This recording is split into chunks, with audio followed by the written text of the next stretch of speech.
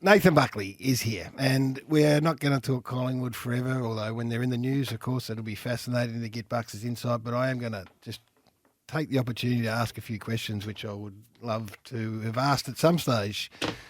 And you can send through things that you would want to have Bucks asked, and when the lines are open later in the morning, you'll get the opportunity as well. Again, let's just knock a few of these over. The end of the coaching tenure, were you satisfied with the way it all unfolded? Yeah, I was. Yeah, and it was a little bit unusual, wasn't it? Because seemed to be good terms from both club and coach. Yeah, well, I think that for that to happen, you need to have respect on both sides, and that was definitely there. Yep. I think the club were really respectful, and Righty in particular was amazing. I mean, he was fresh eyes and had come in and recognised the need for change and had that conversation. So it was. No bitterness? No, not from me. And obviously, the club just moves on. You don't stay there forever. And it is really, it's humbling when you realise that, the club is the thing that needs to get the most focus and attention, because people come and go. The club will remain. So that's the way I've always viewed it. Did the end of 2020 set things in motion in any way, shape or form? I'm talking about the Treloar situation, the post, not long after that, the Walsh resignation, the Do Better report, the Eddie McGuire. Yeah, I don't think there's any doubt that post-analysis is always a lot easier to do when you go back, well, why didn't you do this? Why didn't you do that? Why didn't that happen? That was a mistake. And there's a lot of that now because everyone seems to know or feels like they know a lot more about things than in the past. But the hub life and the hub situation, I think, has exposed quite a bit, not just for Collingwood, but for a lot of clubs. In what way? Well, I just think it was just a really difficult situation to be away from families, to have nothing else on your mind. There was no chance to get away, so I think it gave people more time to think about the things that they weren't happy about. And I think it polarised clubs. You either went well, and Richmond obviously went on and won that flag, but there wouldn't have been many clubs that came out of that with a sort of an optimism and a positivity about where they were going, because I think we just had too much time to think about what wasn't working. But the trade period was difficult, and there's no doubt that those changes in that landscape bled into 21. There's no doubt.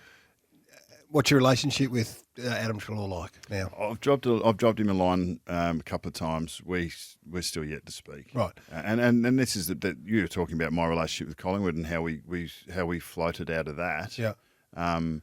There's two parties in that situation. Yeah. The irony is, and I was quoted sort of early last year. I had a coffee with Tom Phillips. He reached out and said g'day, and I've been thinking about you a little bit. And we sat down and had a coffee last week. Exactly, very similar situation. He still had a year to run his contract, and had to have those conversations with him. Moved on to Hawthorn. I still haven't been able to sit down with Ads. Now that may or may not happen, and I'd be up for it. But it needs to be something that he's comfortable with as well. And he's got a full life. He's young family, still new club football, full football commitments, and if and when the time's right, I'd love to connect with Ads again. Have you spoken with Eddie much since your relationship famously starts when we had a lot of fun with it when you first came, and Ed was the president, you were the player, and all that sort of stuff, and the journey that you two have gone on is profound, and then. It finishes in, well, I don't say controversial circumstances, but the Do Better report, it took its toll clearly. What's your relationship with Eddie like now? I will speak about Ed, but I'll go to the Do Better report first. Yep. Every football club, every organisation in Australia has an issue with systemic racism. The fact that Collingwood were prepared to put their hand up and own its poor past in it and put itself out there, I think it's something that every organisation is in the process of doing. And Collingwood had to own its past and its present to be able to move better into the future, and I think it's doing that. There's still plenty of work to do, but there's no organisation in Australia that is beyond reproach with that, and there's still a lot of work to do in that space. my relationship with Ed has always been really strong. It's been largely a professional relationship. We see each other periodically away from the club, but we shared a passion for the Collingwood Footy Club. So we were invested in trying to help it be the best it can be and contributing as best we could. I haven't had a chance to sit down with Ed, have lunch, have a couple of beers, have dinner since I've moved on and he moved on. And a little bit of the last couple of years with COVID sort of made that a possibility. But I've made myself a little bit scarce as well, but we'll get to that. Erida Lumumba was all part of the storyline behind Collingwood and systemic racism and the Do Better report, and he's been outspoken. Have you been able to reconcile with him? Have you attempted to? Do you feel the need to? Well, I think in the end, I do. I mean, I'd like to, but once again, it's very similar to ads. You can't have someone present the way that you want them to. You've got to meet them where they are, and sometimes they don't want to be met, and that's. And I think that's fine. I do. Yeah. And in the media, you go, that's a big story. Well, that's okay. Yeah. Sometimes people can't get together right at this moment. Have you attempted to? Yeah. Yep. Yeah, I have. And I've a couple of emails because I think H is over in LA at the moment. And he's in a solid relationship, got a young boy, young toddler who's bringing up. I don't know the ins and outs of how he's gone the last 4 or 5 years in particular, but he's very passionate about and driven about what he sees as injustices, not just through his experiences in AFL, but right across society, and I think what I have learned more and more, and not just in this circumstance, but just in life in general, is if you want to find out different perspectives, you've got to stay open-minded and you've got to be prepared to listen and to learn, because you don't. I mean, I don't know your experience sitting 2 metres away from me. You could be having a very different experience to what I'm having right here, right now. So, and that perspective has been hard-earned for me because I've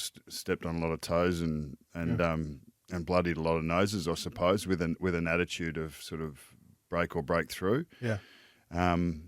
And that was probably in my 20s and 30s more. But yeah, I definitely can sit and listen a little bit better than I used to, and I enjoy doing that. And segues nicely into the Langer situation, which I want to get to in a moment. Tell me the difference for someone who has been consumed by footy and immersed himself in it from the time when you were 17 or 18 right through until June of July last year, and then it's 8 months away. Like, tell me, what's that do for you mentally? Do we appreciate the pressures and stresses of coaching? How's it been? How have you found this last 8 months? Well, that was probably part of it, because I was umming and ahhing at the start of last year on whether I felt like I was the best person to lead Collingwood into the next phase. And then when it became evident that that the other side was probably thinking the same, well, then it was an easy decision to say no, we can't. I couldn't put my stake in the ground and commit for the next 5 years, for instance, because I didn't know exactly whether I was the right fit or the right person to keep going. So once I let go, I was really at ease with that, within myself. And I suppose when you get a couple of weeks down the track and you're still feeling pretty good about it, you think, oh, well, that's the right decision for me, which means it's the right decision for the club. I've got this, the man on my shoulder is not there as much about being driven and being hungry towards a single outcome, and that's the first time in 30 years that it hasn't been there. And I've got to say that sometimes I kick my own ass about it because I feel like I'm a lazy so-and-so and you should be doing this, you should be doing that. So sitting in space and letting that sort of wash over me has been difficult at times. Yep. But I've had more time with my boys, had more time, to do other things and to let things float into my space that would not normally get there. And I'm looking forward to exploring that over the next couple of years. So I'll put this to you, which is many people would think this is a stopgap this year. Yeah. This is you having some time away, doing the things, as you said, that you needed to do to recharge, refresh, have a look at it from a different perspective, and that you'll be coaching again next year. Yeah, and I understand that, and everyone likes to think that they know. Like, people in public positions, they think they know how it's going to go, and obviously the narrative can be pushed or directed through media and speculation. But I sit here right now not knowing what my future holds professionally. I'm really looking forward to doing the work here on SEN and on Fox. I'm not lying when I said I haven't absorbed a whole lot in the last 7 or 8 months. I can vouch for that. I've got a fair bit of work to do to get back into that, and I do look forward to it. But yeah, I don't know whether I do have a passion for helping people in their journeys, and that's come from my own experiences, and I think I've been able to do that through coaching. You know, whether that's in my future or not, I can't say. I'm really looking forward to what I'm doing now. I'm not projecting forward too far. Has there been any reach out from other clubs? There was, immediately, sort of talking about sort of coming out of June. So July, August last year, there were, a lot of sort of taps on the shoulder about what about this, what about that. And I had to say, hand on heart to a couple of clubs, I wouldn't be doing the right thing by you to put my hand up for this, because I don't know whether right now, if I'm in the right space to be able to give the people at your organisation and your organisation the best of myself. I need a bit of time. And it was really easy to say that. So I'm an open door. I'm fair to have a chat with, fair to say that I'd have a chat with anyone at any time about anything. But it needs to fit. I'm not in a mind to force things. Nathan Buckley's with us. There's a message. This isn't going to be the Collingwood Hour every Monday, is it? I think I give our audience great respect and they understand. Nathan's here. It's our first time. We're going to go over a lot of things this morning which are Collingwood related, because that's been his life and his history for the past 15 or 20 years. But then we're going to move on, and there's a whole host of stuff that we're going to get through, and I can't wait to discuss it throughout the course of the season with Nathan.